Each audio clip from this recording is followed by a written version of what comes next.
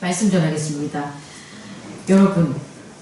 여러분이 지금 예배를 드리는 이 귀한 시간이 얼마나 어렵고 얼마나 위대하고 얼마나 중요한 시간인지 혹시 아십니까?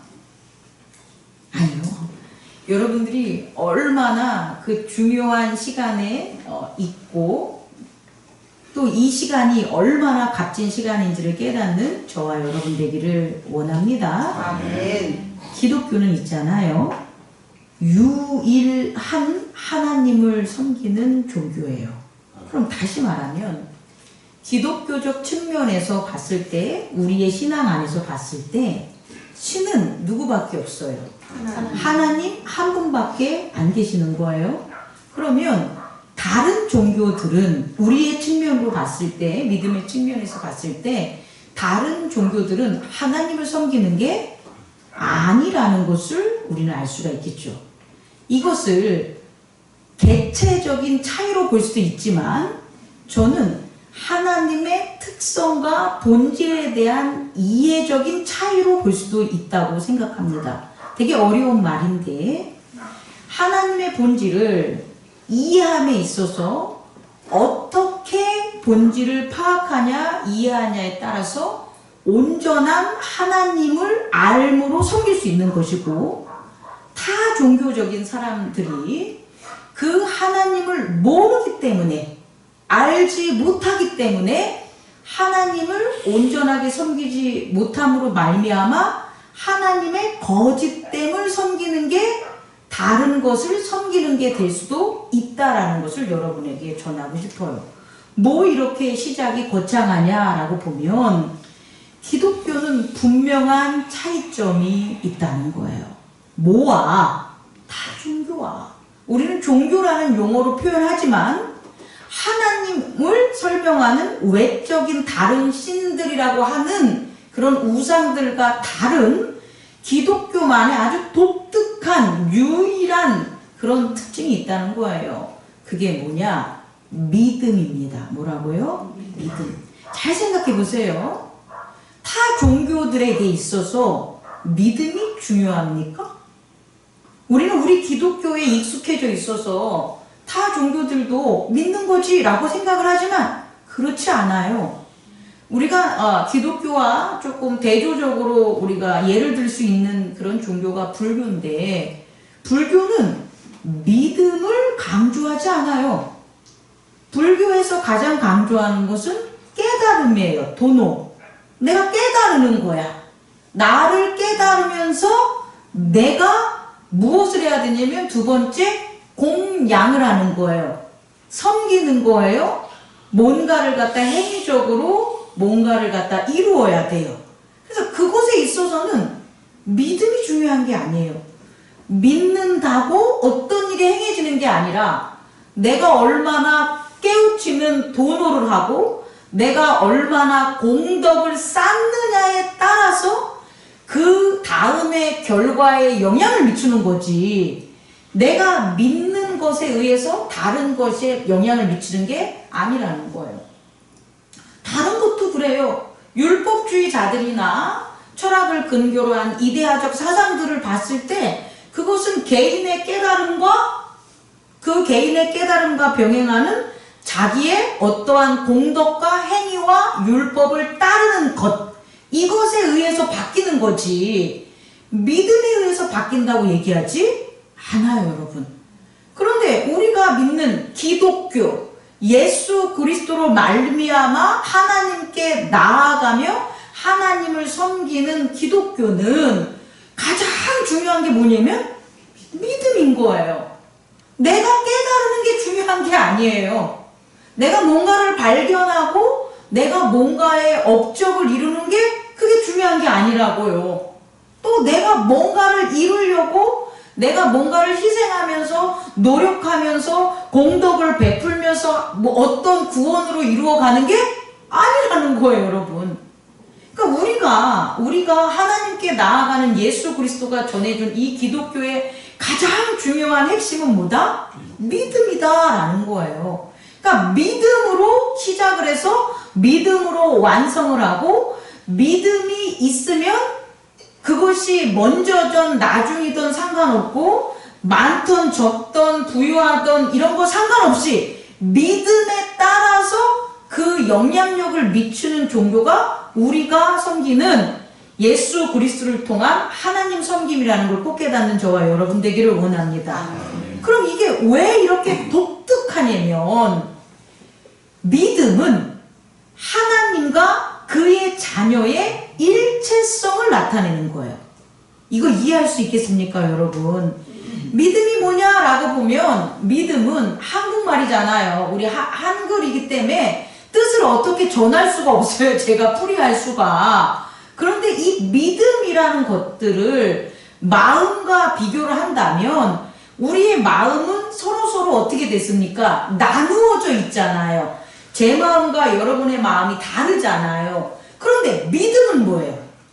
저의 마음과 여러분의 마음이 같은 마음이 믿음이라는 거예요. 다시 말해 믿음은 하나님의 마음과 우리의 마음이 같은 거예요. 그러니까 하나님의 마음, 우리의 마음 분리된 게 아니라 둘의 공통적인 마음, 그 마음이 뭐다? 믿음이라는 거예요.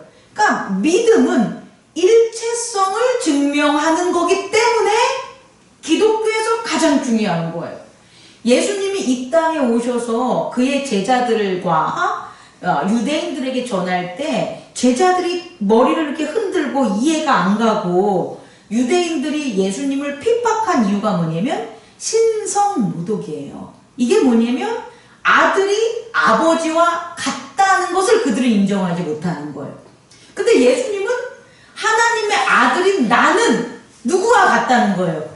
하나님 아버지와 같다는 거예요. 그게 키가 같다는 거가 아니고 외형이 같다는 게 아니라 뭐가 같다는 거예요? 본질, 일체성이 같다는 거예요. 그게 믿음이라고요. 그래서 예수님을 통하여 하나님을 섬기는 우리들에게 가장 중요한 건 뭐다? 믿음이라는 거예요. 그럼 이 믿음이 나를 나타내는 게 아니라 첫 번째, 믿음은 그럼 누구를 나타내겠냐는 거예요. 하나님 아버지를 나타내는 거예요. 그래서 시브리서 1장 1절에 보면 믿음은 뭐라고 합니까? 바라는 것의 실상이요 보이지 않는 것의 증거라 그러는데 그 간접 목적어에 주어가 빠진 거예요. 다시 말해 누구가 바라는 것에 컨피던스 신뢰냐는 거예요. 실상이냐는 거예요. 하나님이 바라는 것을 컨피던스 실상으로 우린 표현했지만 신뢰하는 게 믿음이라고요. 이해할 수 있겠어요. 믿음이 내가 뭔가를 바래. 그래서 그 바라는 걸 내가 봤어. 이게 믿음이 아니라는 거예요. 믿음은 나라는 독립된 개체에서 나타나는 게 아니라 원래 하나였던 아버지와 자녀 간의 관계, 하나였던 관계에서 나타나는 게 뭐가 된다? 믿음이라는 거예요. 그래서 믿음이 있으면 누구가 바라는 걸 알 수가 있어요. 나의 아버지 하나님이 바라는 것을 컨피던스, 신뢰하고 그 실상을 알게 되는 거예요. 또 하나는 보이지 않는 것들의 증거라 그랬잖아요. 그럼 뭐가 보이지 않아요? 우린 다 보잖아요. 우리의 눈이나 개체적으로 눈, 코, 입으로 우린 다 알잖아요. 근데 우리가 볼 수 없는 건 누구예요? 하나님 아버지라는 거예요. 내면의 세계라는 건 하나님 아버지의 세계라는 거예요. 그럼 보이지 않는 그 하나님 아버지의 세계를 뭐 하는 거예요? 있다. 볼 수는 없어서 보이진 않지만 그것이 있구나라는 assurance, 확증, 증거를 나타내는 게 뭐가 된다? 믿음이라는 것을 깨닫는 저와 여러분 되기를 원합니다. 자, 첫 번째로 전하는 것, 기독교의 유일한 특징이 뭐다? 믿음이다. 믿음으로 할 수 있는 거다. 믿음이 없다면, 다시 말해 하나님과 내가 일체되지 않는다면 우린 아무것도 할 수 없다는 거예요. 혹 우리가 무언가 한다 할지라도 그것에 의미가 있다 없다? 없다라는 거예요. 그런데 하나님과 하나가 되면 믿음이라는 일체성을 가지면 이제 어떤 일이 벌어지냐? 그것이 처음과 끝, 시작과 완성이 된다는 것을 깨닫는 저와 여러분 되기를 원합니다. 두 번째, 그럼 이 믿음을 우리가 살아가는 가운데 우리들이 이해할 수 있는 그런 용어로 제가 여러분께 얘기를 한다면, 두 번째, 믿음은 따라해보세요. 믿음은 충성이다. 믿음은 충성인 거예요. 오늘 부대 열중 쉬어 그럼 충성 이런 게 충성이 아니라, 이 충성의 의미를 오늘 좀 깨닫는 두 번째 시간이 되기를 원합니다. 두 번째로, 충성은요, 가운데 중자에다가 마음 심자, 마음의 가운데인데 그 가운데에 뭐가 있냐면 깃발이 있는 거예요. 그러니까 깃발을 어떤 그 진영에 모서리 같은 데 꽂아 놓는 게 아니라 그 진영의 가장 중심이 되는 곳에 깃발을 세워 놓은 게, 그게 충성할 충자예요, 여러분. 그러니까 우리의 마음에 저 모서리나 저 끝에 하나님 아버지라는 깃발을 세우는 게 아니라 우리의 가장 중요한 마음의 내면의 중심에 누구를 모셔놓는 거예요? 하나님 아버지를 우선 첫째 모셔놓는 거예요. 그게 충성할 충. 그 다음에 성자가 무슨 성자냐면 정성성자예요. 정성성자는 뭐냐면 말씀 원자에다가 이룰 성자예요. 그러니까 정성을 들인다라는 것은 뭐가 되는 거예요? 말씀을 이룬다는 거예요. 내게 말씀 받은 것을, 그것들을 현실로서 완성하고 드러내고 나타내려고 쏟는 모든 것들이 정성이 되는 거예요. 그러면 이 정성은 말씀을 이루는 게 되겠죠. 자, 여러분, 충성에 있어서 우리가 발견할 수 있는 것은 두 가지를 우리가 찾을 수가 있는데, 충성에 있어서 첫째는 의지의 일체성이라는 거예요.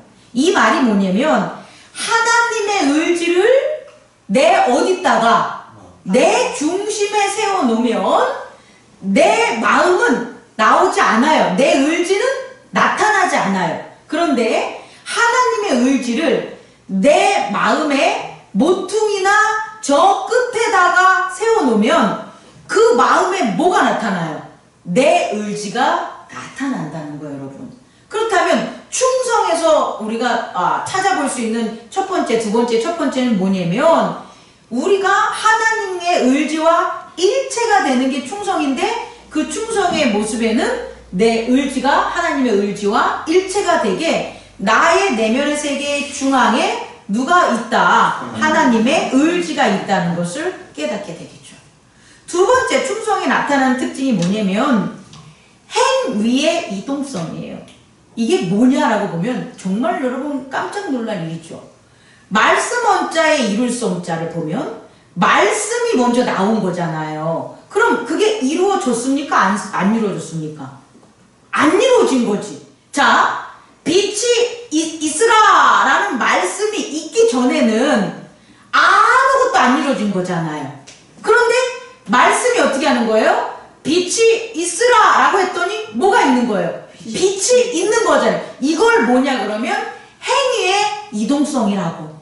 다시 말해, 뭔가의 행위가 나타나게끔 이끌어 가게끔 해서 뭔가가 이루어지는 거예요. 행위가 이동하지 않으면, 내가 얘를 어떻게 뭘 하지 않으면 아무런 게 나타나지 않잖아요. 근데 제가 얘한테 행위의 이동성으로 뭐를 주면 얘는 어떻게 되는 거예요? 잘하는 거예요. 여러분 이걸 맨날 보지만 얘가 얼마나 오래됐습니까? 한 4년, 5년 된 거잖아요. 근데 얘는 늘 피고지고 잎을 뭐 하는 거예요? 새싹이 나고 또 잎이 떨어지는 걸 계속해서 행위가 이루어진다는 거예요. 그럼 뭐로 말미암아? 충성으로 말미암아. 이해할 수 있겠습니까? 우리들은 그동안 우리들이 생각할 때에 내가 어떤 것들을 생각해서 뭐뭐를 만들고 어떻게 하겠지라고 해서 이 모든 것들을 이루려고 했는데, 여러분 그게 사실은 아니라는 거예요. 우리가 그렇게 했기 때문에 안 된 거예요. 근데 우리가 살아가면서 우리의 행위가 이동해서 변화를 찾는 모습들이 분명히 있다면 그것은 내 노력과 내 생각 이루어졌기 때문에 말씀을 이루려는 것에 대한 충성, 정성이 있었기 때문에 그게 이루어진 거예요. 우리가 지금 50년, 60년 살아오면서 모든 영역에 있어서 정성으로 말씀을 이루려고 했다면 이루어진 것들이 너무나 많겠죠. 당연히 이루어지니까. 근데 그게 안 이루어졌단 말이에요. 행위의 이동성이 안 나왔다면 우리는 어떠한 것에는 뭐를 안 한 거예요? 충성을 안 한 거예요. 다시 말해 말씀을 이루려는 정성을 하지 않는 것들, 정성을 들이지 않는 것들은 행위의 이동성이 나타나지 않기 때문에 우리가 늘 실패하는 원인이 거기에 있었다는 거예요. 이것을 꼭 깨닫는 저와 여러분 되기를 원합니다. 세 번째로, 그렇다면 우리는 원래입니다. 원래 태초에 하나님과 그의 자녀는 하나된 의지가 일체하고 행위의 이동성이 있는데 이 행위의 이동성은 성령의 지각으로 조금 이따 다시 한번 설명해 주겠습니다. 이와 같은 믿음을 갖고 살았는데 그 믿음을 깨지게 한 게 뭐가 되냐 봤더니 죄라는 거예요. 이 죄 때문에 우리가 잃은 게 뭐냐를 봐야 되는 거예요. 우리 그냥 죄를 졌어? 나 오늘 내가 이거 하고 싶으니까 목사님 저는 이거 할 겁니다. 저는 목사님 의견을 목사님 그런 거에 참여하지 못하겠습니다. 쉽게 이렇게 얘기하잖아요 우리가. 근데 이게 뭐를 이렇게 만드냐? 믿음을 이렇게 만드는 거예요. 어떤 믿음? 함께 마음이 믿음 안에서 일체적으로 의지와 함께 성령의 지각으로 행위의 이동성이 있게 했던 것들을 그걸 그냥 한순간에 잃게 만드는 거예요. 죄가 그렇다는 거예요. 우리는 죄를 너무나 쉽게 생각하죠. 이 죄는요, 다른 게 죄가 아니라 실족하는 게 다 죄가 들어가는 거예요, 여러분. 그러니까 우리는 너무 쉽게 죄악된 세상에 살기 때문에 이렇게 하고 이렇게 해도 괜찮을 거라고 생각하는데 그 괜찮을 거라고 여기면서 지은 작은 죄들이나 큰 죄들이나 그것들이 우리에게 어떤 영향을 미쳤냐를 보면 믿음을 뭐하게 한다? 잃게 만들었다. 믿음을 잃게 만들어서 어떤 일이 벌어지냐? 중심에서 그 믿음에 함께 있었던 하나님의 자리에 있는 그 깃발이 옮겨짐으로 중심을 잃고 치우치게 되는 거죠. 그러니까 결국 죄를 짐으로써 실족하는 일이 벌어진다는 거예요. 기울어지는 일들이 벌어진다는 거예요. 또 하나는 행위가 방향의 이동성, 성령의 지각으로 행위가 성령의 지각으로 움직여야 되는데 성령의 믿음을 잃어버리니까 성령의 지각으로 움직이지 않으니까 마땅히 가야 될 방향대로 간다 안 간다? 못 가는 거죠. 더 설명하겠습니다.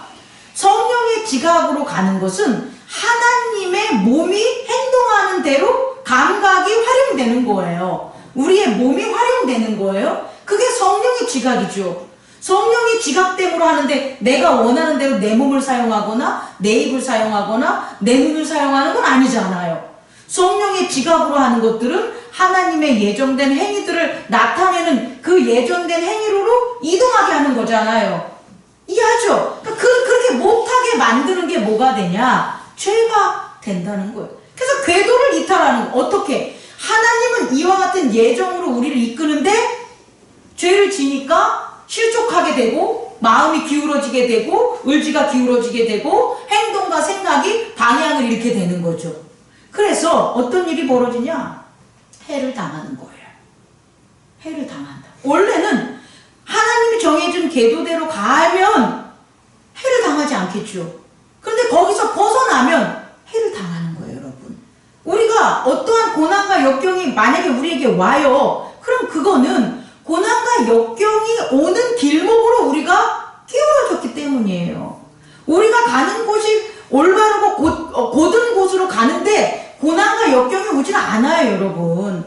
우리가 가는 곳이 곧은 길이라면 곧은 하나님이 예지된 길이라면 거기에는 고난과 역경이라고 표현하지 않죠. 왜? 이겨낼 수 있는 거니까.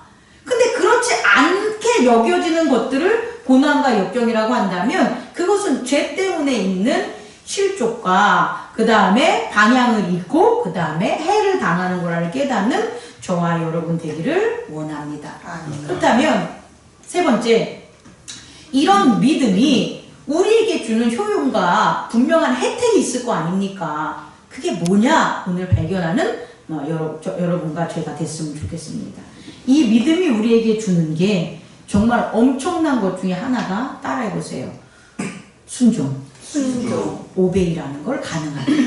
원래 우리는 순종하지 못해요. 뭐기 때문에? 죄인이니까. 죄가 있다는 건 내 개별 의지가 작용하는 거잖아요. 내 개별 의지가 작용하는데 어떻게 순종할 수가 있겠습니까? 못하지요. 근데 믿음이 회복되면, 믿음을 가지면 거기에 나타날 수 있는 힘과 효력이 뭐냐 봤더니 순종할 수 있다는 거예요. 여러분, 대단히 중요한 겁니다. 오늘 말씀에서 보면 뭐라고 하냐면, 우리 제자들이 사도들이 주께 여짜오되 우리에게 믿음을 더하여 주소서, 이렇게 믿음을 좀 달라고 한 거예요. 그랬더니 6절, 주께서 이르시되 너희에게 겨자씨 하나할 만한 믿음이 있었더라면 이 뽕나무더러 뿌리가 뽑혀 바다에 심기라 하였을 것이요, 그것이 너희에게 순종하리라 라는 거예요. 이게 무슨 말씀입니까? 우리는 믿음이 있다면서 기도할 때 해주세요 이렇게 하면 믿겠습니다, 이렇게 해주는 것을 저는 원합니다, 이런 기도를 하잖아요. 근데 이건 믿음 없는 기도라고. 믿음이 있는 기도는 뭐냐면 뭐 해야 되는 거예요? 순종시키는 거예요. 내가 믿음이 있어서 누구에게 순종해요? 하나님 아버지에게 순종하는 거잖아요. 믿음이 있으면 내가 하나님 아버지에게 순종을 해요. 그러면 내가 어떤 것에게 뭐 할 수 있다라는 거예요? 명령을 했었을 때 그것들이 나한테 뭐 한다는 거예요? 순종할 수 있다라는 거예요. 여러분, 예수 그리스도가 이 땅에 오셔서 하나님께 기도할 때 하나님 아버지 이거 해주세요, 하나님 아버지 병 고쳐주세요, 하나님 아버지 귀신을 떠나게 해주세요, 이렇게 기도하는 거 봤어요? 이건 믿음 없는 기도라니까. 우리 그걸 믿음 있는 기도라고 착각하는데 아니라는 거예요. 믿음은 내가 하나님 아버지에게 뭐 하니까? 순종하니까. 그 믿음의 효력이 순종이니까 모든 것들도 뭐하게 만들어요? 순종하게 하는 하나님의 말씀을 가지게 된다는 거예요. 그래서 뭐라 그래요? 예수님이 귀신 들린 자를 보면 하나님 아버지 저 귀신을 쫓아주십시오 이렇게 기도합니까? 어떻게 기도합니까? 귀신아 물러가라. 그럼 귀신이 예수님의 말을 뭐 하는 거예요? 왜 순종해요? 예수님이 하나님에게 받은 뭐가 있으니까? 하나님에게 하는 순종이 있으니까 그들 또한 예수님의 말씀에 순종하는 거예요. 바다야 풍랑아 잠잠해라, 하나님 아버지 바다 좀 잠잠해주게 해주세요, 이게 믿음의 기도가 아니라고요. 내가 순종하는 자는, 내가 하나님 아버지께 순종하는 자는 내게 순종시킬 수 있는 명령을 한다 안 한다? 한다는 거예요. 그래서 오늘 말씀에 뽕나무 보고 야 이 뽕나무 새끼야 뽕나무 너 가서 바다에서 뿌리를 내려, 그러면 막 이해가 안 되는 명령 같잖아요 우리가. 그럼에도 불구하고 그 뽕나무가 뭐 한다는 거예요? 바다에 가서 자기의 뿌리를 내리게 순종한다는 거예요. 누구에게? 우리가 믿음이 가진, 겨자씨만큼 있는 믿음이 가진 자의 명령에 그것들 만물은 뭐한다? 순종한다는 걸 깨닫는 저와 여러분 되기를 원합니다. 이것이 믿음의 첫 번째 효용, 순종이라는 거예요. 두 번째는 뭐냐면 좀 아까 미리 얘기했지만 행위의 이동성을 하게 하는 이 행위의 이동성이 하나님의 행위를 나타나고 일으키는 거군요. 내 행위가 아니라 하나님의 행위. 그럼 하나님의 행동을 나타나게 하는 건 뭐냐 봤더니 성령의 지각이라는 거예요. 우리가 이렇게 이 꽃을 만져, 이건 누구의 지각이에요? 나의 지각이잖아요. 나의 지각이 이 행위를 하게 만들어요. 그런데 믿음이 있으면 뭐가? 성령의 지각이 하나님의 행위를 누구로부터? 나로부터 하게 만드는 거예요. 자, 오늘 이것을 여러분에게 오늘 나온 에피소드 두 걸 통해서 다시 한번 설명하겠습니다. 다시 말해, 순종은 뭐냐 봤더니 내가 하나님의 명령을 받는 거다. 그 명령을 받아서 내 안에 뭐가 있는 거예요? 하나님의 명령이 있는 거예요. 근데 내가 순종하지 않아. 그럼 내 안에 뭐가 없는 거예요?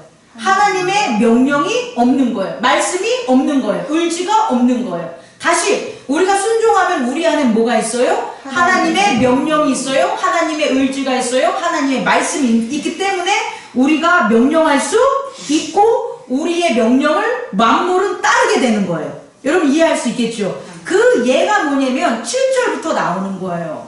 너희 중에 누가 밭을 갈거나 양을 치거나 하는 종이 있어 밭에서 돌아오면 그더러 곧 와 앉아서 먹으라 말할 자가 있느냐. 종이 힘들게 일하고 왔는데 종들에게 너 힘들게 일했으니까 와서 이거 밥 먹어 이렇게 할 자가 없다는 거예요. 또 하나는 오히려 도리어 그더러 내 먹을 것을 준비하고 띠를 띠고 내가 먹고 마시는 동안 수중 들고 너는 그에 먹고 마시라 한단 말이에요. 여러분 왜 그러냐면 그 명령을 받는 자는 뭐기 때문에? 종이기 때문에. 자 10절 읽겠습니다. 시작. 이와 같이 너희도 명령받은 것을 다 행한 후에 이르기를 우리는 무익한 종이라 우리가 하여야 할 일을 할 것뿐이라 할지니라. 여러분 예수님이 하나님의 아들이지만 그분이 십자가를 지고 이 땅에 오실 때에는 아들이기 때문에 그 높은 권좌에 올라서 온 게 아니에요.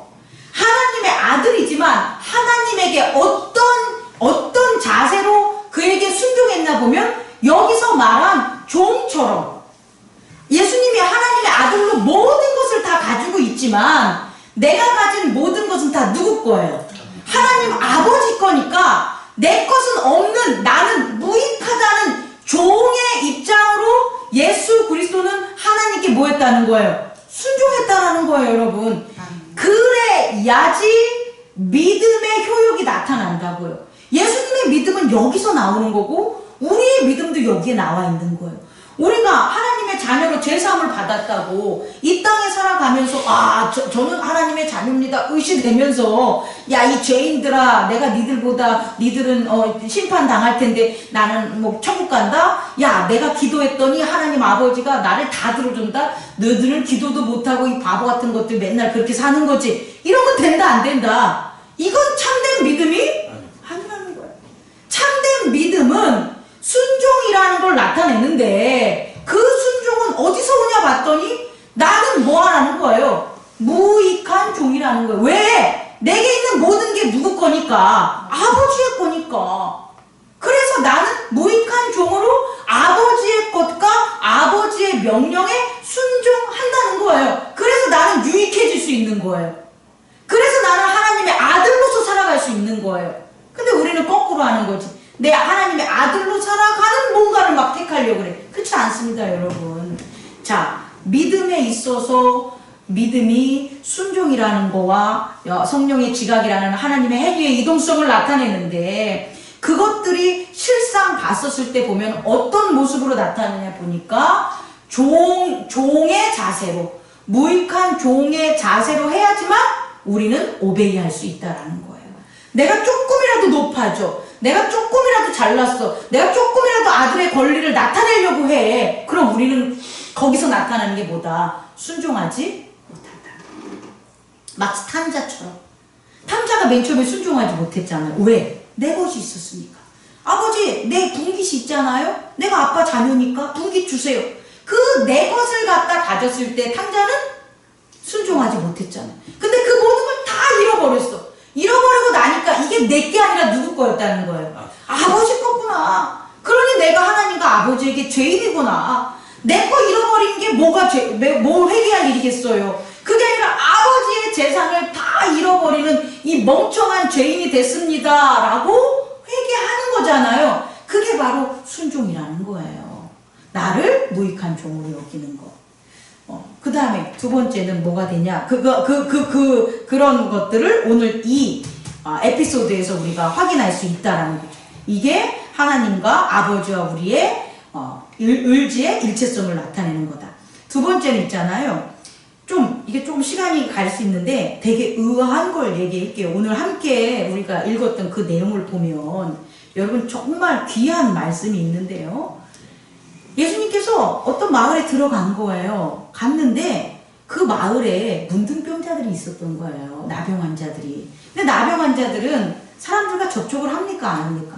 안 하고 떨어져 있잖아요. 그러니까 저 멀리서 예수님이 그 마을에 온 것을 누가 본 거예요? 나병 환자 10명이 본 거예요. 그래서 그들이 예수님을 부르는 거예요. 그것도 떨어져서 디스턴트 멀리서 예수님 우리를 불쌍히 여기세요 라고 한 거예요. 그랬더니 예수님이 그걸로 간 게 아닙니다.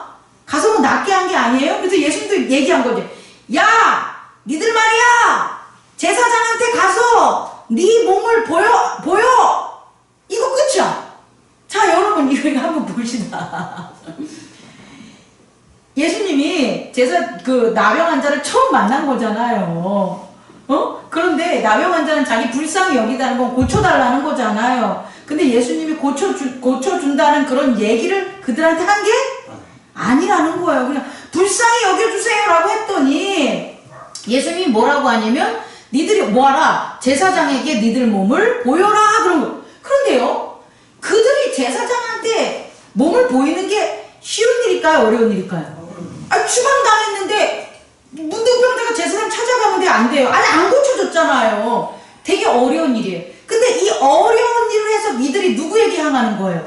제사장한테 향했어. 그럼 우리는 이걸 믿음이라고 생각한다는 거예요. 아니라고요. 이건 누가 바라는 거예요? 내가 바라는 거야. 그들이 예수님의 말을 듣고 어떻게 한 거예요?